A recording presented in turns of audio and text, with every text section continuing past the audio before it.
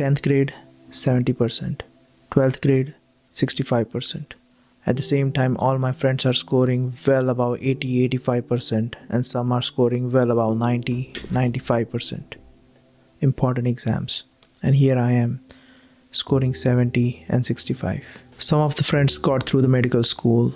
Some of the other friends got through prestigious engineering colleges. And I, on the other hand, got admitted into a normal college, an average college for engineering.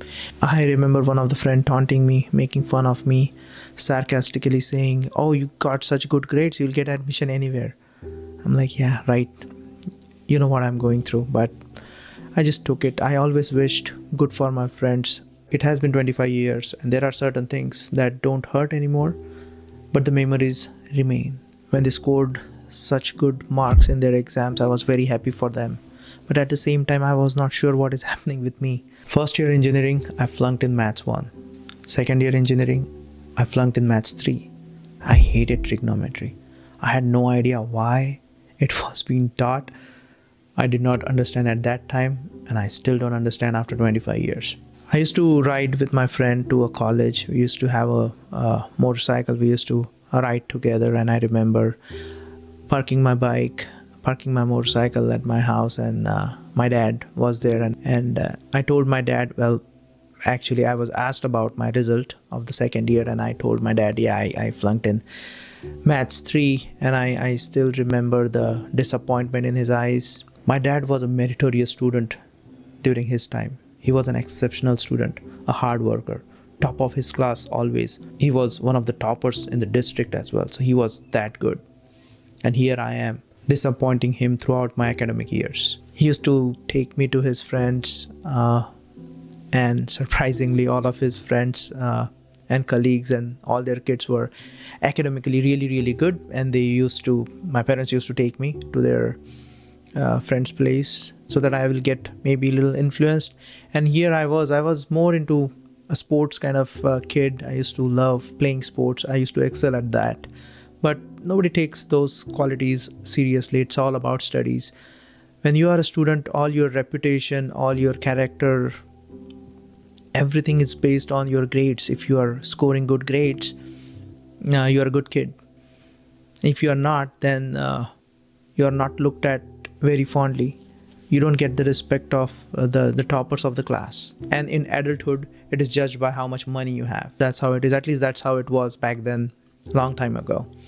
All right, where were we? Engineering third year. Yeah, so I still remember the disappointed look, the disappointed expressions in my father's eyes. So after engineering second year, I didn't face much problem. I thought it's time to get serious. Engineering third year and fourth year, I cleared without any problems, scored decent. I very clearly remember when I was in maybe third or fourth year of engineering, there was a company on campus for campus recruitment. And we were going through interviews, and one of the questions they asked me was, where do you see yourself 5 years from now? And my answer was, I see myself sitting on a cash of 50 lakh rupees. For international audience, that is around $100,000 at that time. And mind you, starting salary of that time was 2.5 lakh rupees, or in dollar terms, maybe $4,000-5,000 at that time, a year. That's what the salary was. And here I was talking about sitting on a 25-year salary, pretty much. The interviewer looked at my mark sheets, at my profile. He flipped through my 10th grade mark sheet, my 12th grade mark sheet, my engineering mark sheets. And he says, your ambitions are too high than your capacity. I doubt that you will be able to make to that level with this kind of credentials. And of course, no surprises that I was not selected for that company. I did not get that job.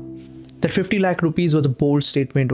It was a huge statement. I did not know where that confidence came from. I knew someday a magic will happen. Something will happen someday, and I'm going to reach where I'm supposed to reach. I just did not know how. Right after engineering, I moved to a new city, a bigger city, to prepare for GRE and TOEFL. I cleared GRE, TOEFL, got a decent score, and got admitted to a decent university in the US. And I flew to US. I got an education loan of $35,000 and flew to US to chase my dreams. Did my master's in 2 years and got into my first job in 2007 and started working in pharmaceutical industry. In 2008, we know what happened. The Great Recession. The market tanked. The real estate market tanked. Lehman Brothers went bankrupt. Everyone was losing their job, their paychecks. People were going broke. Companies were going bankrupt. Didn't matter if you are from Harvard or Stanford or IIT or IM. Everyone was on their knees. And I got curious, and it was kind of a start of my career. I got curious as to what exactly is happening. I started studying finance, personal finance to be precise. I wanted to know how to make money from my money. I wanted to let my money work when I am sleeping. I knew that if I only work for my salary, I'm not going to reach anywhere. I need to let my salary work for me to make me more money. I did all the initial rookie mistakes, but I studied millionaires, billionaires, their money habits, where they are putting the money, what their strategy is, what their brain is, what are they running after, what are they running away from, each and everything about them. And I started investing. This was the first time in my life where I started enjoying the studies, where I loved what I was reading. It didn't feel like study to me. It was all fun because the fish in me finally found its waters. I started investing from that point on. Slowly but steadily. Of course, I did the rookie mistakes of option trading and penny stocks and all of that. I did that. That was the initial phase. But after that, I got disciplined. I started investing 1 penny at a time, $1 at a time, few $100s at a time. Slow but steady. I tried progressing. I kept going no matter what. I did not care where the market is going. I knew my strategy. I thought there is a particular pattern which this market follows. And I'm not saying I understood everything, but I understood what pattern will work for me. I started putting more time into it, more money into it, and my investing journey started from there. Remember the ambition of 50 lakh rupees? It happened. It happened and it did not surprise me. I was certain about it when I said it. I just had to figure out the path to reach there. I remember in 2016, I was talking to one of my colleagues who was also interested in finances and personal finances. So we used to share information. We used to discuss topics. We used to discuss strategies about what should be done and what should not be done. And I remember very clearly, he was elder to me by 4 or 5 years. And we used to talk about early retirement, and how much corpus is needed. And at that time, I very clearly remember we were discussing about net worth. I was not even close to $1 million in 2016.